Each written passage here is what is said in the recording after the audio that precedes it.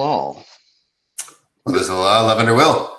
All right, we are joined this evening by the one, the only Colin Campbell. If for some god-awful reason you do not know who Colin is, he has been a member of OTO since the early 2000s. He is the founder and past master of Abrahadabra Oasis after serving for 10 years. Colin's an author. He's written several books on topics that span his interests from the early Renaissance grimoire period through to modernity, including the Offices of Spirits, of the Art Goetia, the Sigillum Dei Aemeth, the Concordance to the Holy Books of Thelema, and Thelema, the Life, Work, and Philosophy of Aleister Crowley. He has studied Western esotericism for over 30 years, which is funny because he doesn't look a day over 25. He is a collector of Crowley's works, and yes, he is. I think several days. Frequently presents at Noticon, the biannual U.S. Grand Lodge Conference. So that is Colin, and with no further ado, I am going to turn the floor over to this prestigious gentleman. Colin, the floor is yours. Hello. Thanks for joining tonight. There are actually a whole bunch of Colin Campbells, so much so if you search for Colin Campbell, you'll pretty much never find me on Google, which is actually great. Thanks for joining. Tonight we're going to talk about the Sigillum Dei Aemeth, which has an interesting history in its own right. There have been several variants over the years. But the one that we most commonly think of is the one that was done by John Dee. And so we'll talk a little bit about John Dee. You obviously, if you're here, you very likely know who this person is, and generally have a general interest in his works, specifically the Enochian, what has become known as the Enochian system of magic. Which is a pretty fascinating system in the fact that it's largely incomprehensible.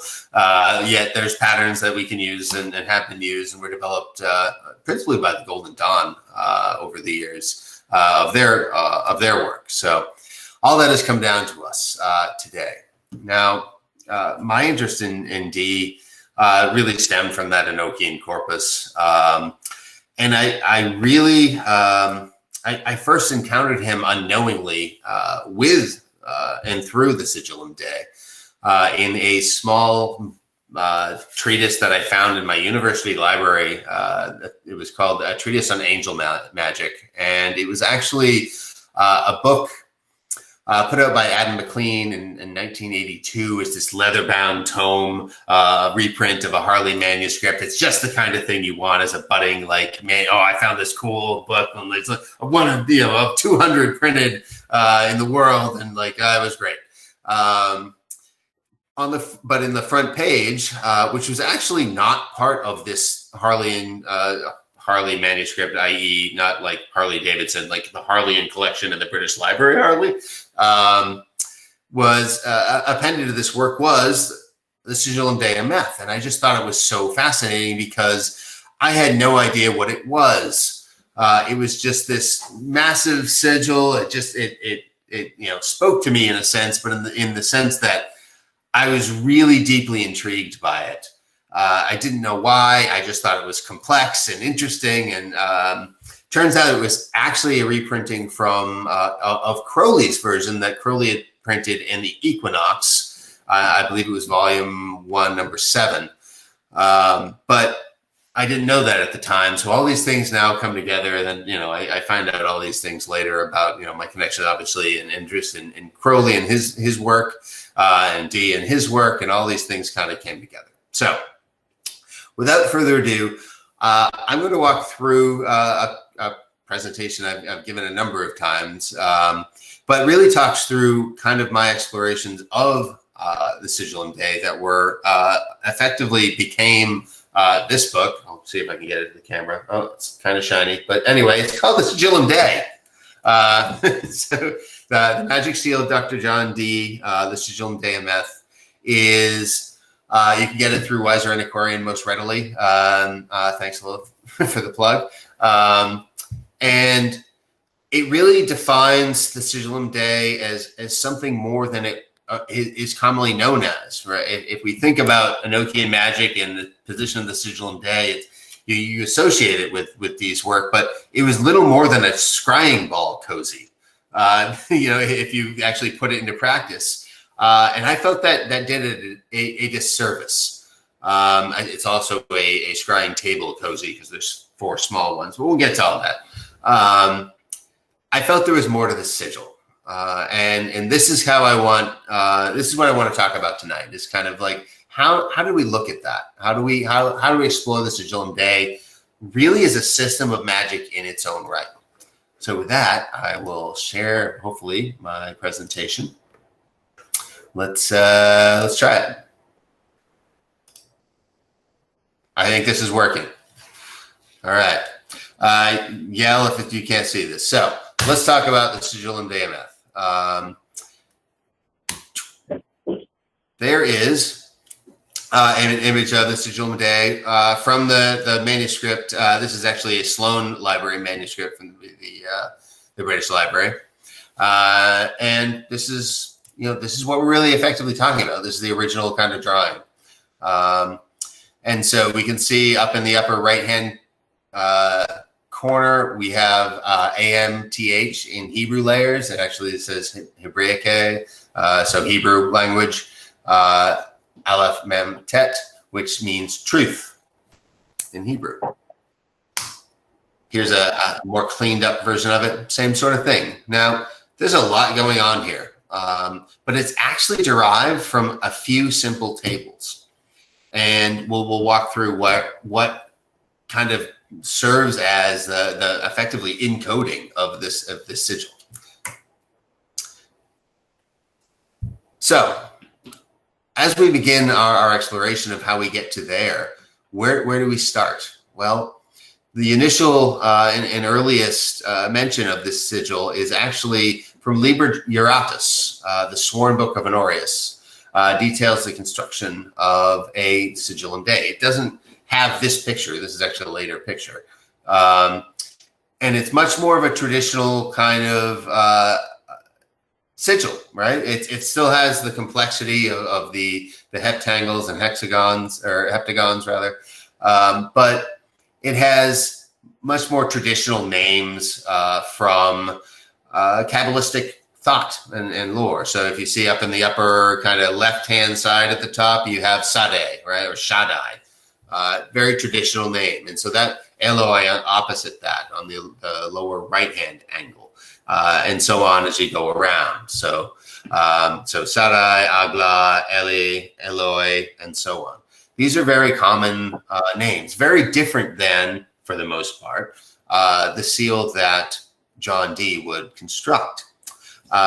It also is different in that it is a seal related to the planet Venus, and actually it has different colors for each of the kind of lineal sections of the seal. It makes sense. Venus's number is 7. So, okay, great. You see in the outer circle that there are just a few letters, whereas the circumference of the Sigillum Dei from John Dee has actually 40.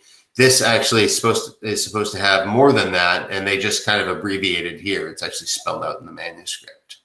So this far predates Dee. This is 14th century.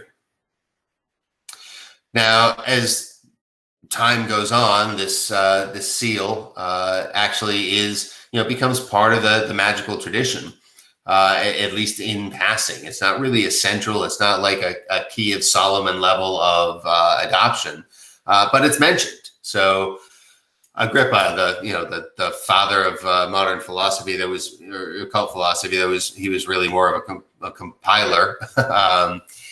Mentions Aemeth as a divine name in his 3 books of occult philosophy. That was 1531. The original first volume was 1510, I believe, but the full set came out 1531, where he relates that name to a seal, and likely, given his scope of occult knowledge and manuscripts, was showing that he was aware of Liber Juratus. Athanasius Kircher, another compiler of magical lore and works, includes a different version of seal in his Oedipus Aegypticus, which was mid-1600s. And this is we're getting close to D here, or actually post D at that point. But D's works, oddly, in this weren't really discovered yet. So despite the vast differences in other works, that we think of the Sigillum Dei now as really inexorably connected with Dee and Kelly. Their work being really channeled into the Golden Dawn, where I think it otherwise would have likely perished in obscurity, really invigorated research into John Dee and Edward Kelly alike, and subsequently all the magical traditions that came with them. Now, the manuscripts that we have related to Dee and Kelly are really in two sections. The ones that not what we associate, but are associated with the Sigillum Dei are actually in something we call the Books of Mystery, and it's because in Latin that's what they're given titles to. There are 5/6 Books of Mystery, where they detail specifically, almost entirely in the second book, the details around the Sigillum Dei. They start in on the first book. The second book really completes it. Now, these materials weren't found until after Dee's death, and the story goes like this. When Dee passes, he was ostensibly in penury. He really didn't have a lot of money or anything. His estate was dispersed, and people bought pieces of it. Now, one of his wooden chests ended up being purchased by a joiner or cabinet maker, and who would later resell it to a confectioner, and who got it for his wife. And they were, they had no idea that this was anything more than just a very neat looking wooden chest. They happened to be moving it one day and heard some rattling in the base of the chest. And so they did they looked around and couldn't see what was going on, but happened to discover after a bit a neat little hidden drawer or compartment in the chest. And when they opened it, they found a chaplet of olive beads and I believe some holy oil or water, and a bunch of loose leaf manuscript. Now, manuscripts or rather paper back then wasn't kind of a ream of paper that we'd get today, right? It was usually a parchment, so it was actually a fairly valuable commodity in and of itself, but had a various uses. It wasn't so much as so valuable, however, is that it couldn't be used, a multi-use sort of thing. So the person having purchased this, being a confectioner, used a number of these manuscript leaves, approximately half of them, under pies so they wouldn't stick to the pan. Now, we're aghast that anyone would have done this, but they had no idea who this John Dee person was. They had no idea what these strange manuscripts were. And so they said, well, here's a bunch of, paper. We'll just, use it under our pies and until they thought better of it, so the story goes, and brought them to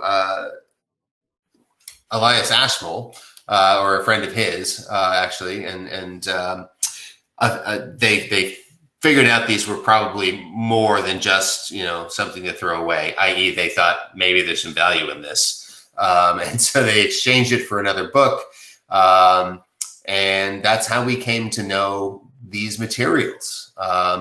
And curiously enough, the chest would perish in the fire of London in 1666. So if they hadn't moved that furniture around on that particular day, or someday ahead of that fire, we would have lost all of it because it would have burned in the fires. However, because they were able to take them, they actually took them with them when they fled the city during the fires in 1666. The other half is actually in the Cotton manuscripts. When Dee died, Sir Cotton bought a bunch of land around Dee's estate because he thought there were things buried there, and he was right. In England, that was a very common way of keeping things safe, and hunting for treasures and things like that is still common. There's still treasure hoards that get found in Great Britain all the time. I don't know what frequency, but frequently. And this was one of those. They found a bunch of manuscripts and a chest buried in the ground, and they were very badly decayed. And so this became Merritt Casaubon's true and faithful relation. So Cotton passed them to Casaubon, who was a scholar, who then copied them over. It became a true and faithful relation, which we know is a great part of the corpus of Enochian magic, dealing largely with the Watchtower system. That one eventually filtered down into the Golden Dawn in becoming a cornerstone of their initiatory systems as well as their magical system. I mentioned before, Crowley had included an image of the Sigillum Dei in the description of that content in the Equinox 1.7. He's also famous for having published the Vision and the Voice as the Equinox in the Equinox 1.4, which was an exploration of all the Enochian ethers. So the Enochian system is very broad. It has a bunch of different components. The big three for me are this, Sigillum Dei aspect here. We have the watchtowers, we have the ethers, and there are other facets of it. I don't want to trivialize it because I know someone's raising their hand out there and saying, "What about this?" So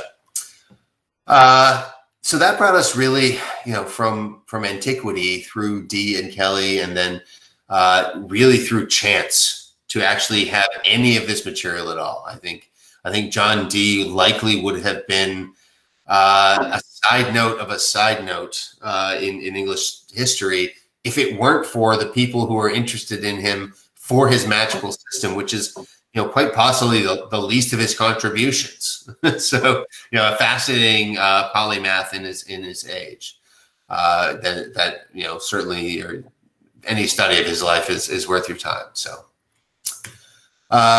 Here's Crowley's version from Equinox. Yay. Pretty much the same thing, just differently drawn.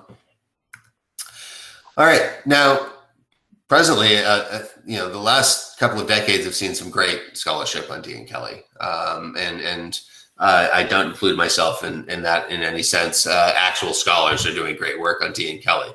And specifically introducing Dee back into kind of the discussion about the British Renaissance, I guess, for lack of a better term, or Enlightenment under Queen Elizabeth and the First, obviously. But he really did a lot of pretty great things in that time as science goes. He was friends with Gerard Mercator of the map making fame. He advanced mathematics. He provided a preface to Euclid's Elements that lasted for hundreds of years after. He coined the term the British Empire. So he advocated for the British Navy as a key to their supremacy. So again, something to look on, but somewhat diverging from our points here. So there you go. Let's kind of move on into why we showed up. Let's talk about the Sigillum Dei specifically. It is a planetary seal. If you look closely into the center, specifically, it becomes very obvious, and we'll take a closer gander. It has angels, archangels, divine names, all within it, and you can actually derive them via a simple method that's laid out in the manuscript itself, specifically in the second book of mystery, and if we have a set and hierarchy of angels and divine names and all that stuff, we have a system of planetary magic in our hands, right? That recognition is the key to taking the Sigillum Dei off the table and out from under the crystal ball and making it something that's truly actionable in its own right. So let's keep that in mind as we move forward. So everyone here, of course, knows their Hebrew rote. So the names of the planets in Hebrew do feature prominently in the Sigillum Dei. It is about 80% of what we actually construct the Sigillum Dei from is actually based on the names of the planets in Hebrew. These are the 7 celestial spheres that you'd expect, the planets visible to the naked eye, if you want to call them magical planets or what have you, but they're the ones people could see before we had telescopes, and include the sun and the moon. In Hebrew, this is Shabbatai, Zedek, Marim, Shemesh, Noga, Kokab, and Labana. And that's in Ptolemaic order. Now, if we look to the central pentagram, and I'll show you a picture of this in a moment, it gives the most overt evidence of this planetary nature. If you look at this center, we actually see each planetary name appended with EL, which means is a suffix that implies of God. It basically angelicizes these names, and they actually can be found in Agrippa's work as well. So it's very possible equally that Agrippa cribbed these from somewhere else, because Agrippa wasn't breaking new ground per se. He was just gathering information about magic as it existed in his time. So there's the center pentagram. If we look around the very largest numbers, we have ZABATHI and this 21-8. We're going to see the 21-8 on the circumference. If you look at the number that has 21 under it, it's the letter E, and the 8 under it, it's an L. And so this is shorthand for Zabathiel. And again, we'll look at that a little more closely. If we go around, starting at the uppermost point of the pentagram, we have Zedekiel, then Medimiel, Semeliel, which is a kind of corrupted Shemesh, Noganiel, which is Noga, which is Venus, Karabiel, Kokab, that's another kind of corruption, so it should be Kokabiel specifically for Mercury, and then Levanael, which is the moon, Levana. So clearly we have some, well, not just pentagonal energy here, but planetary energy here around this central pentagram. So how do we get these into the rest of the Sigillum Dei? Now, this occurs through what is effectively a means of encoding through a planetary, I'm naming a planetary square. These names of the intelligences are actually put into a table, one after another, reading down to the left, starting in the upper left corner. So I mentioned the numbers, but if we take a look at it, this is from the manuscripts. We start off, it's slightly different than the middle, which starts with the Z, but this is S actually more appropriately. So Sabatiel can be read in the upper left-hand corner, then AB down into the diagonally from right to left, ATH diagonally from right to left, I 21-8. So there's 7 letters. Again, then we follow ZEDEKIEL, so Zedekiel, Medimiel, and you can follow through a little more clearly. There we go. So we see these planetary intelligences from the center now feeding a square, and it's from this planetary square that the next set of angels are actually developed that we see within the bonds of the subsequent heptagons and heptagrams. These create what are known as the children of light. Similar to the pattern of the 4 worlds in the Kabbalah, they are a father, mother, son, daughter, except they're somewhat reversed. So we have the daughters of light, sons of light, daughters of daughters, and sons of sons, starting from the inmost to the outermost. So let's look at the daughters of light. If we look at this square and start in the upper right corner, we have E, M-E, then E-S-E, I-A-N-A, and we get 7 names, each of a particular number of letters in length. So 1 letter in length, 2, 3, 4, 5, 6, and 7, till you get to the diagonal, and that's the longest name, Stimkle. So similarly with the sons, only they go from the opposite, lower left corner. The daughters of the daughters from the upper left corner. And the sons of sons, again, starting the lower right. Now we've started in each of the corners at this point. So if we look at the heptagon surrounding that pentagram, we see E, An, Ave, Liba, Rogle, Haganel, Ilamis. And so that's the right here. An, Ave, Liba, Rogle, Pagonel, Ilamis. So those are the sons of sons. So that's the innermost. And so I have to correct myself. The order that I gave you previously, actually the daughters of light are the outermost, not the innermost. So as we go out, each of these feed through. It gets a little tricky when you get to the interlocking heptagram, where you have to actually follow the thread of the heptagram around rather than just doing them kind of in order as the others are. But and then we have finally the daughters of light outermost within the triangular portions of that heptagon. So El, Mi, Is, Iana, Akele, Azdoban, and Stimkul. And now I've invoked them all, so we're going to die. No, everything's fine here. Trust me. I'm a professional. So that actually is a pretty simple way of deriving what appears to be this very strange set of names, nigh unpronounceable in many cases. They're actually generated from the planetary names, angelicized versions of the planetary names that we see right in the center. And so that set of kind of planetary raw intelligences now becomes this set of angels called the children of light. Now, since it's a planetary seal, there are 7 angels of light in each of their orders. Do they have subsequent planetary associations? Well, I believe they do, or I wouldn't have posed such a rhetorical question.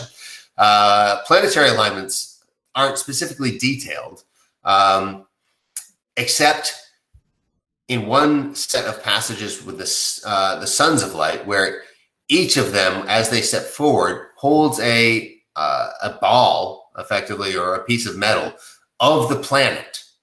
So the first one steps out and he's holding some gold, right? Well, that's the solar metal, right? Then silver, moon, copper, Venus, tin, Jupiter, and so on.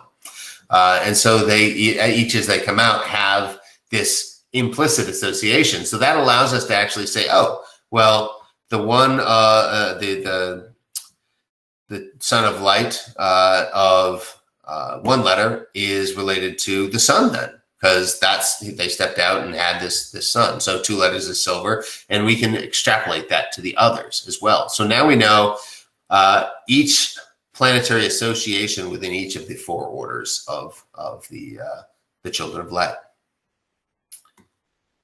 Now, as we're looking through this, it's not easy to tell from the 4 separate, distinct, constructions that I put out.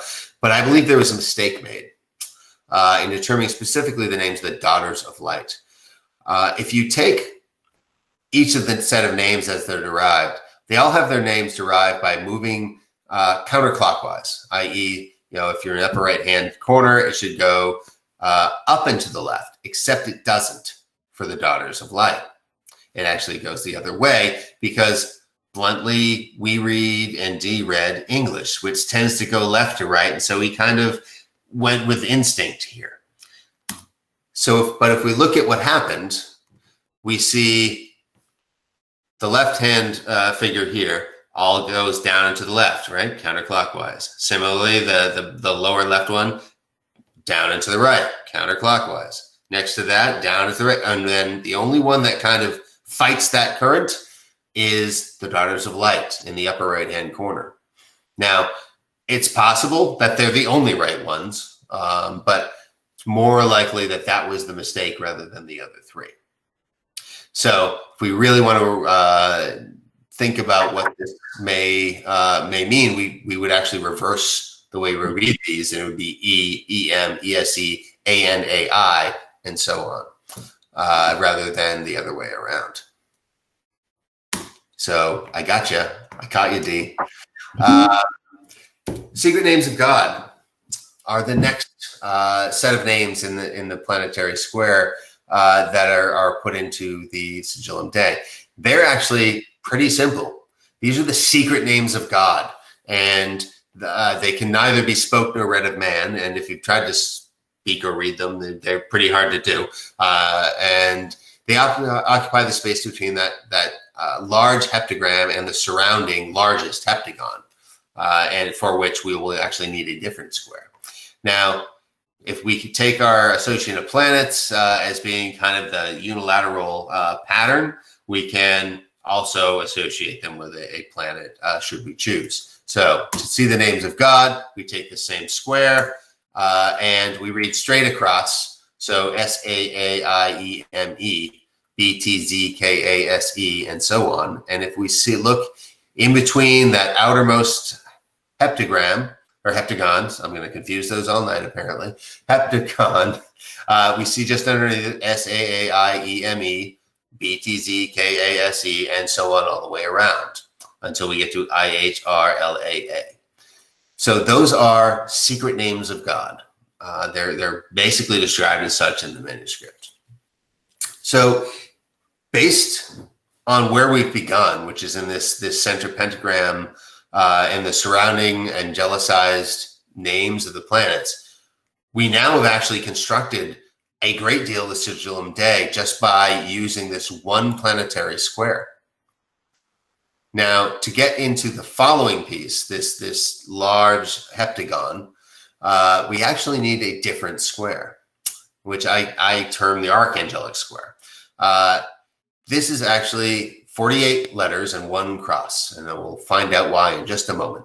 You actually derive this from the letters, the traditional archangel name. So in Hebrew, these are Zaphiel, Zadkiel, Kumael, or Kamael, technically, Raphael, Haniel, Michael, and Gabriel.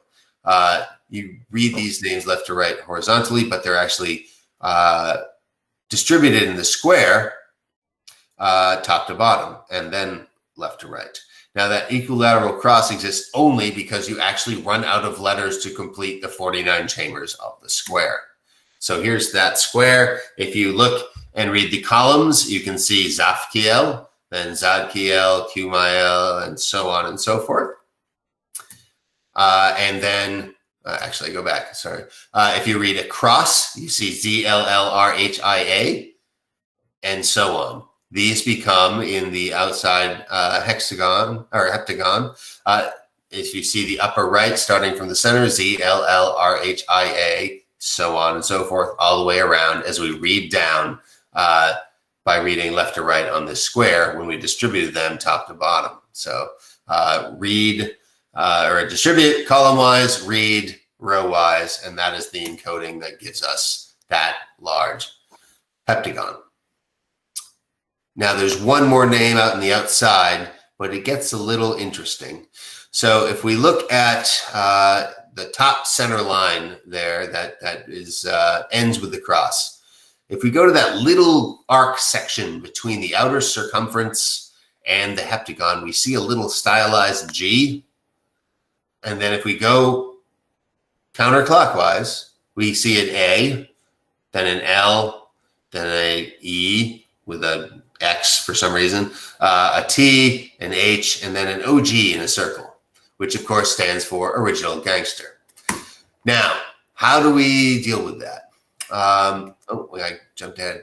So that is Galathog, and that actually comes from the outer circumference. And so let's talk about that, and then we're going to talk about why that's a little weird and what it might actually be concealing. Now, the circumference is yet another way to encode things. If we think about this as a cryptologist, and this is very rudimentary cryptology, but we've taken a set of, a set of words, right? So maybe it's a sentence, and I put them in a 49 chambered 7x7 square, and then I read them differently in different ways, and that created a set of encodings, right? It's very mathematical, similar with the archangels. In the circumference, we have yet another way to, encode information. These are alphanumeric correspondences, and it's not quite as simple as all that. There's no simple graph that maps them, or at least none's been found. But there's actually 40 letter and number pairings, which are actually mentioned in conjunction with a divine name of 42 letters, which is a very standard Kabbalistic. It's a thing in Kabbalah, the divine name of 42 letters. Once again, these letters and numbers in combination are used to derive 7 divine names. Like, these are the big divine names. Now, to do that, you start at a capital letter, not a letter, L-E-T-T-E-R. I can speak. If there's a number above, you count that many spaces clockwise.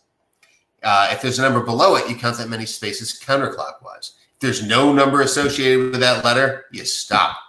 And that completes the name.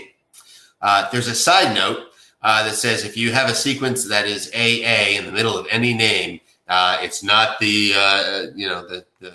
secret chiefs or anything. You just contract that because angels told you to. And that's what ends up making the 40 letters 42 or something like that. So there's some funny math involved, but that's what angels are all about, fuzzy math. Now, if you read the circumference in this manner, you actually get the following names: Gallus, Gaethog, Theoth, Horlon, Inon, Aoth, and Galatog. You caught me, right? That Aoth has not contracted its double A's. They also mention that it only happens if it's in the middle of a word. So, they have, Theoth actually is one where they contract. I believe Gallus is the other one off the top of my head. Anyway, so that happens. So this only works given the sum of letters as being in the circumference is 40 across these names is only true if you count OG as 1, which we saw circled in that Galathog within the interspersing arcs between the heptagon and the circumference. So it all works, again, fuzzy math. And if you restore, of course, the 2 contracted A's, you get the 42 letters that are that name of God, etc. Now, that file name Galathog we saw written in those stylized characters, but it's also written via the actual circumference. So why is that one pulled out as being special, right? Is it just because it has 7 letters if you count the OG as 1? Or that is the only one with 7, so maybe it's the only one that fit. But there's actually more to it than that. There's actually a hidden name. If you look at all of the letters in the outer circumference, there are 7 letters that are never used in any of the divine names. So if you use the same method as before, all these letters actually connect, except for a couple minor errors. Y should be 15, not 14, and that's actually per the manuscript. The manuscript gives that letter 15, not 14. And then R should be 3, not 13. So if you correct those, it reveals a hidden name, Borimon, which actually kind of sounds like a Pokemon, but he's actually the hidden secret super divine name. I guess not he. It is actually the secret hidden divine name. To me, that's a better candidate for that, Galathog, the stylized Galathog in between there. But that's in there, and it's similar to the hidden governor of the watchtowers. If you're familiar with that, if you do it through all the watchtowers, there are some letters left over, which you piece them together, and that reveals a hidden governor, 92nd governor. So what is this Borimon nonsense? How does that fit into the Sigillum Dei? Is it a secret divine name? I have no idea, and I'm comforted by the fact that no one else does either. So people have ideas, but it's never spelled out in the manuscripts. I really think it's kind of a better fit for that interstitial circumference rather than reusing Galathog at random, but that's not what happened. It is quite possibly the super duper super secret double probation divine name for the Sigillum Dei.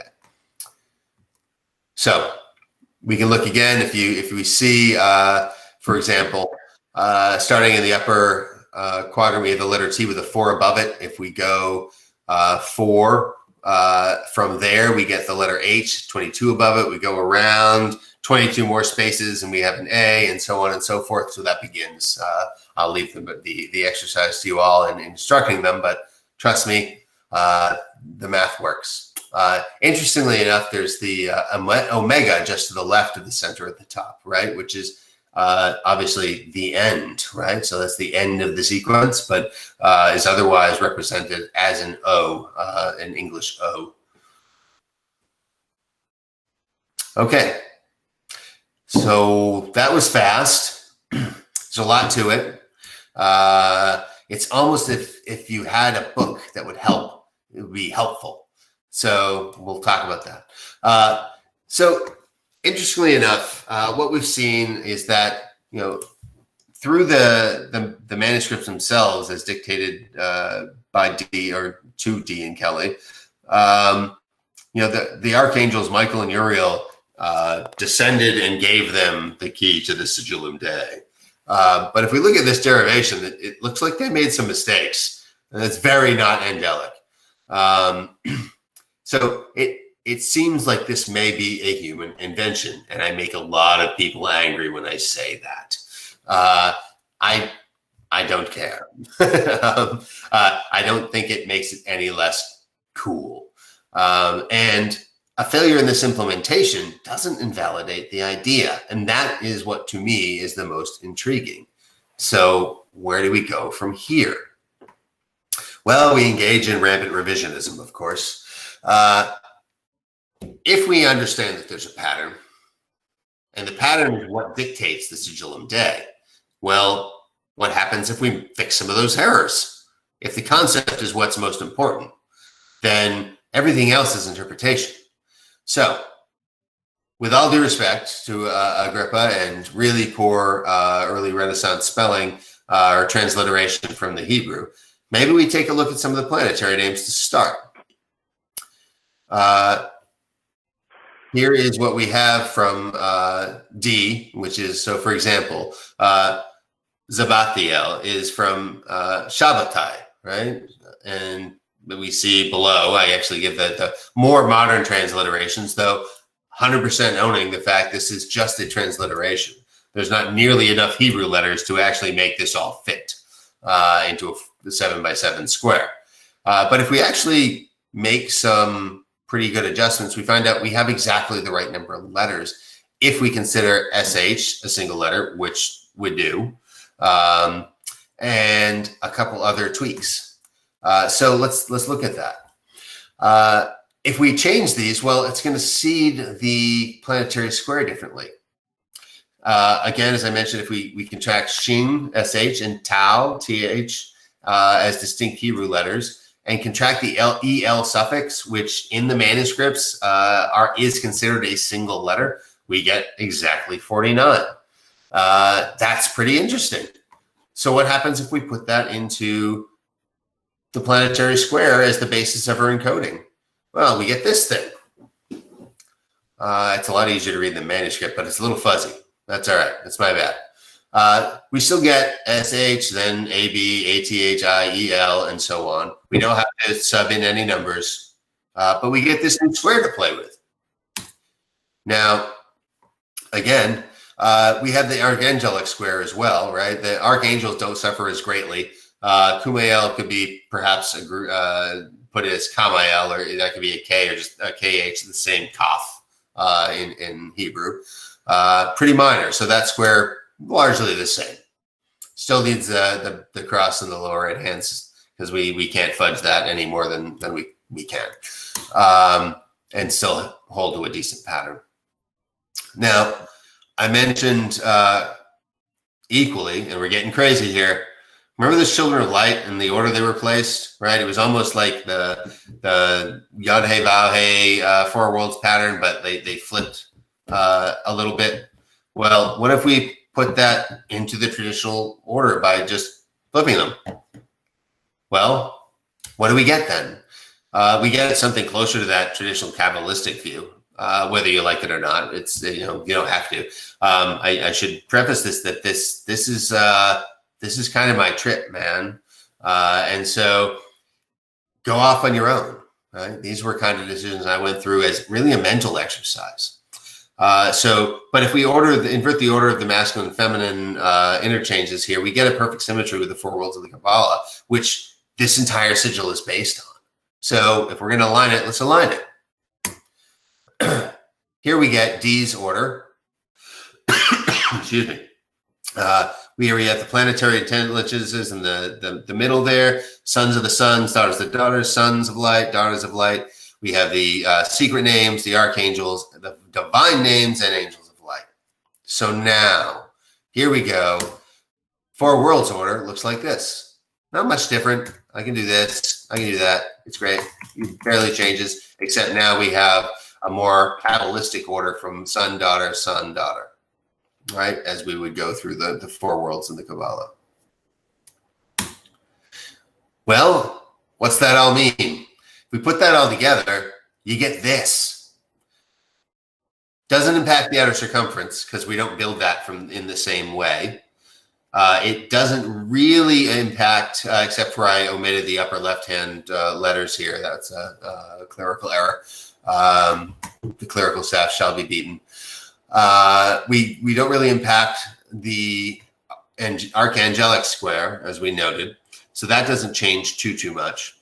Everything else inside, though, gets a bit of an update. And so here we have not only different names for each of them in a consistent pattern, we also get the order in the Kabbalistic four worlds order in the association of the orders of angels. So altogether, it adheres to kind of Kabbalistic principles much more closely than Deus rendition does. Now, whether you dig that version or the original one or any of several possible revisions, we've just made a different scrying ball cozy. It doesn't really mean that much unless you actually use it. And so if we look at this and step back and see that we actually have a hierarchy that we can leverage from divine names down into planetary intelligences, we actually have a complete system of angelic magic. And you can use it. Yes, even you. So how? Well, we can use either of the seals, either the one we just kind of reconstructed or the original, to use it in the same way that Dee and Kelly would have to receive it, which is kind of traditional evocation practices from the corpus of Hermetic magic. And to me, the best fit is actually from the very influential Heptameron. Dee actually mentions this book in Liber Mysterium Primus, the first book of mystery, and it was very familiar with it. So for it, the conjuration of Sunday actually contains an angel called Salamia, this conjuration from Heptameron. And this Salamian angel shows up prominently in the number of angelic conversations. So clearly there was some bleed over here. Dee's own practices appear to be much more kind of prayer-based, but he may have just used prayer as invocation or evocation. It's effectively the same thing. And so we can use that as a model for what a Renaissance magician such as Dee would have used in practice. And so we can take names from that sigillum into the orations of Heptameron and provide the basis for a set of conjurations pretty easily. So we have this pattern, and we have a way to evoke them. But what are we evoking them for, right? And if we think about magical practice, at least today, and even then, you kind of want a reason, and you want to select a spirit that's going to be good for the reason. So, for example, if you go to Goetia, another bit of work I've done some study on. Each of those spirits has particular things they're good at. So if you're going to use them for something, you pick the one that's really good at the something that you're trying to do. Similarly here, that would be the ideal, but we don't really have much to go on until we recognize we've done two things. We've aligned, especially with the revised version of the sigillum, we've aligned the planetary aspects by observing the metallic, relationships of each of the sons of light and extrapolating that to the others. We've also established, thank you, Golden Dawn, the four worlds pattern of the children of light, of the orders of the children of light specifically, which we can then relate to an element. So now we have an element and a planet that we can then create a matrix around to select the right spirit. So if we think about this, if we determine the elemental nature of our aim, we select the proper order, right? Sons, daughters, sons of sons, daughters of daughters. By determining the planetary nature of our aim, we can select the proper angel. And so from that particular order, we can select which angel is best suited. So here's an example. We have a legal matter related to a parcel of land. And yeah, I set this up to be easy because it's easy this way. Financial, in this case physical, it's definitely talking about the element of earth, right? Great. So we know that that's going to be the daughters of light, right? The Hey final of the Yod Hey Vav Hey equation. And the legal affairs are definitely in the realm of the planet Jupiter. And that's by traditional association as well. So I would want, according to my association of the planets and the metals and the different angels and numbers of letters, that would be the angel of 4 letters. Hence, put those together and we can determine that the correct angel is out of the order of the daughters of light and has 4 letters and is LZ. That would be the most likely angel to help us with this particular matter. Now, given the same planetary and elemental association, we extract that to the divine name, archangel, the secret name, the correct child of light, and then the intelligence, should we so need. And we can use this in the scope of an evocation. If you think about in general an evocation, it really depends on authority. I am so-and-so, and I have a right to call you because of this divine name and that divine name because this person did that and that person did the other thing, often. And so by invoking these divine names and the power of the archangel and basically all of their boss of the person that you're trying to get in touch with or the angel you're trying to get in touch with, you're basically saying, hey, all your bosses said I can do this. So it's the ultimate carbon copy line on the email to this child of light. So that is how you can use it as a system of magic. And obviously explained in greater detail. But it really depends. It all depends on putting together the pieces that were given in the manuscript to define the relationships between the planets and the elements and all these strange names that we actually find are very quickly constructed from a very small set of pretty common names. So, summary. Dean and Kelly probably created this, probably D. Otherwise, it would have been perfect, right? Angels don't make mistakes. Perhaps it was their frail human forms that caused the problem. Either way, we noticed certain things that weren't quite right or didn't seem to quite fit. The concept, though, is what's more important. That was just execution. There's I can't hit a fastball, but there's plenty of people out there that can. That doesn't mean that can't happen. So hitting a fastball can be done. Concept sound becomes a matter of this implementation. So I went and did some revisions. You can do the same. Play with it. It's a very interesting way to actually create seals, right? We could take this and extrapolate into a number of different things. So it's actually even more interesting to, the heresy of deconstructing it or reconstructing it. Well, this in and of itself was not the original Sigillum Dei. That was off of a description given in Liber Iuratus. So, there's not a lot of leg to stand on when it comes to, traditionalism there, at least in my mind, but I've never been one for that. All of this is secondary to the most important thing that I want to leave you with, that the Sigillum Dei is not inert. It's an active, living thing. It is most importantly, a powerful system of planetary magic. And I encourage you to give it a try. It's really fascinating. And I guess I will stop there for questions and a very fuzzy John D. That is the conclusion of what I have to share tonight.